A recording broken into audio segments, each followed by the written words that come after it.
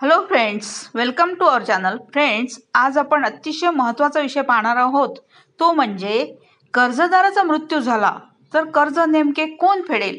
हा प्रश्न नेहमी सर्वांच्या मनात घोंगावत असतो आणि प्रत्येकाला प्रश्न पडतो की कर्जदाराचा मृत्यू झाला तर कर्ज नेमके कोण फेडणार आहे.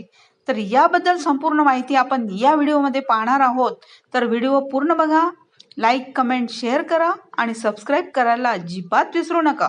तर चला पाहूया आपण, कर्जदाराचा मृत्यू झाला तर कर्ज नेमके कोण फेडेल, याबद्दल नियम काय आहेत, कायदा काय सांगतो, आणि जर तुम्ही गॅरंटर असाल कोणाच्या व्यवहारामध्ये तर त्याबद्दल काय माहिती आहे, त्याला काय करायला पाहिजे आणि काय करू नये, याबद्दल आता आपण माहिती पाहणार आहोत.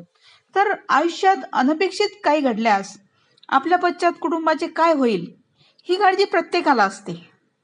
प्रत्येक कुटुंबाच्या कर्त्या पुरुषाला ही काळजी नेहमी सतावत असते.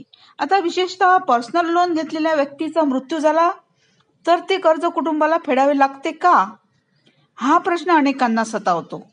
आता या प्रश्नाचे उत्तर हो किंवा नाही इतके सोपे नसून ते कर्जाचे स्वरूप आणि करारावर अवलंबून असते. म्हणजे ते कर्ज किती प्रमाणात आहे, किती लाखांमध्ये आहे, यावर ते सर्व अवलंबून असते. जर एखादे वैयक्तिक कर्ज केवळ एकाच व्यक्तीच्या नावावर असेल आणि त्याला कोणताही को बॉरोवर नसेल तर त्या व्यक्तीच्या मृत्यूनंतर त्याचे कुटुंब ते कर्ज फेडण्यास कायदेशीररित्या बांधील नसते. आता बँक मृताच्या पत्नीला किंवा मुलांना त्यांच्या स्वतःच्या खिशातून पैसे भरण्यास सक्ती करू शकत नाही. मात्र याचा अर्थ कर्ज पूर्णपणे माफ होते असेही नाही. आता यामध्ये कुटुंबियांनी काय करायला पाहिजे, नेमके कुटुंबियांनी काय नियम पाळायला पाहिजे, काय करायला पाहिजे आणि काय करू नये. तर कर्जदाराचा मृत्यू झाल्यास बँकेला त्वरित कळवावे आणि जे कर्ज घेतलेलं आहे आपल्या कुटुंबातील कर्त्या पुरुषाने त्या कर्जाची स्थिती जाणून घ्यावी. म्हणजे ते किती फेडलेलं आहे आणि किती शिल्लक आहे याबद्दल संपूर्ण माहिती जाणून घ्यावी. आणि बँकेचे दायित्व नक्की काय आहे याबद्दल हे समजल्याशिवाय हप्ते भरणे सुरू करू नये. आता बँकेला काय अधिकार आहे याबद्दल, तर मालमत्तेतून जी प्रॉपर्टी आहे तुमच्याकडे त्या प्रॉपर्टीतून वसुलीचा बँकेला अधिकार किती आहे आणि बँक कशा रीतीने वसूल करू शकते याबद्दल आपण सविस्तर माहिती जाणून घेऊया. आता बँक जो मृत्यू पावलेला माणूस आहे ज्याच्या नावावर कर्ज होते त्या मृताच्या मालमत्तेतून म्हणजे त्याच्या प्रॉपर्टीतून वसुली करू शकते. यामध्ये मृताची बचत खाती, मुदत ठेवी आणि शेअर्स किंवा जमीन यांचा समावेश होतो.